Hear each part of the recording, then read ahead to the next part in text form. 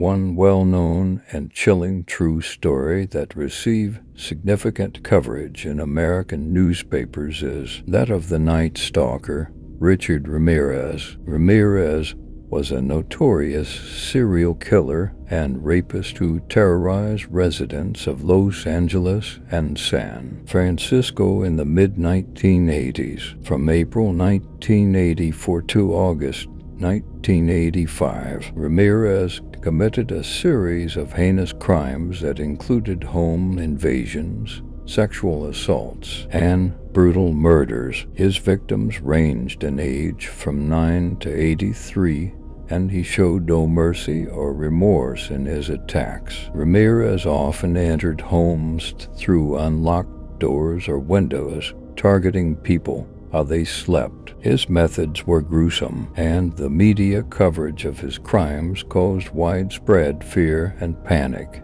in the communities he targeted. Ramirez's crimes were marked by sadistic rituals, such as leaving satanic symbols at the crime scenes and forcing his victims to swear to Satan. The intense media attention, combined with the horrific nature of the crimes, created a climate of fear and paranoia throughout California. The press dubbed Ramirez the Night Stalker due to his preference for striking during the night. The story took a dramatic turn, and Ramirez was finally captured on August 31, 1985, after a failed carjacking attempt. He was apprehended and beaten by a group of angry bystanders until the police arrived. Ramirez was subsequently convicted of 13 murders, 5 attempted murders, 11 sexual assaults, and 14 burglaries. He received multiple death sentences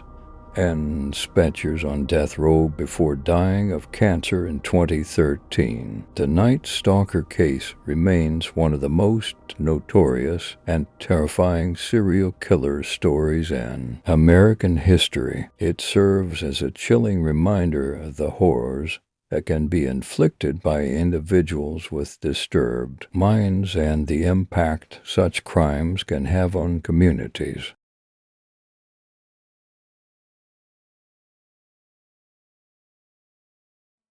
One terrifying and true story that received extensive coverage in American newspapers is the BTK killer, Dennis Rader. Rader was a serial killer who operated in Wichita, Kansas, from the 1970s to the early 2000s. The term BTK stands for bind, torture, kill, which was the signature modus operandi of the killer. Rader targeted and murdered 10 people, including men, women, and children. His victims were chosen seemingly at random, and he often stalked them for an extended period before striking. Rader's crimes were characterized by meticulous planning and a sadistic desire for control. He would break into his victims' homes, typically in the dead of night, and then restrain and torment them before ultimately killing them. Rader would often taunt the police and media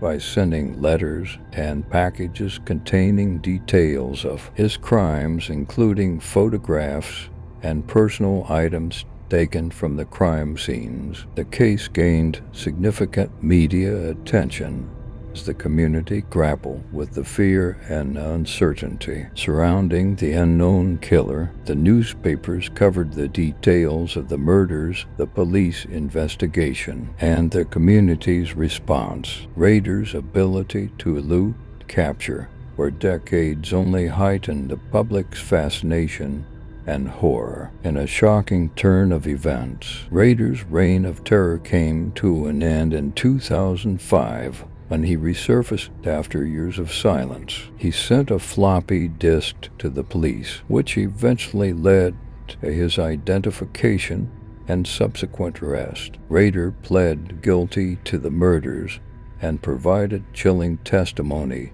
during his trial, describing the details of his heinous acts without remorse. Dennis Rader was sentenced to 10 consecutive life sentences, without the possibility of parole. His case stands as a chilling reminder of the capacity for evil that can exist within seemingly ordinary individuals and the profound impact their actions have on the lives of others. The story of the BTK killer continues to be remembered as one of the most horrifying and disturbing true crime cases in American history.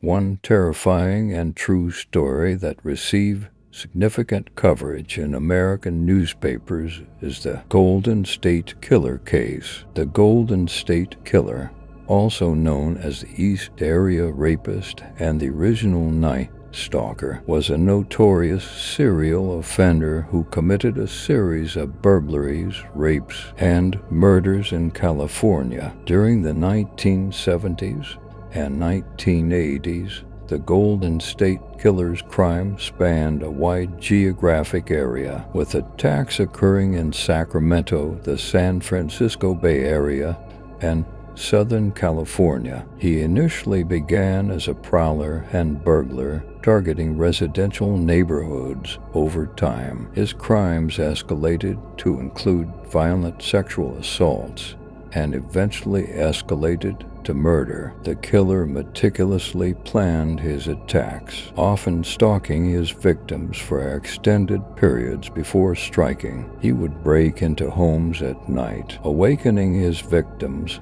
with a flashlight and threatening them with a weapon. His crimes were characterized by extreme brutality, and he frequently employed tactics to intimidate and control his victims. The case remained unsolved for decades, and the Golden State Killer managed to evade capture, leaving communities on edge and living in fear. However, renewed interest in the case emerged in the early 2010s, leading to a breakthrough in 2018. Joseph James Dungello, a former police officer, was identified and arrested as the suspected Golden State Killer. The arrest came after advancements in DNA technology enabled investigators to link Dungello's DNA to the crime scenes. The news of his arrest sent shockwaves through the nation, and the story received extensive coverage in newspapers across the country. Dungello later pled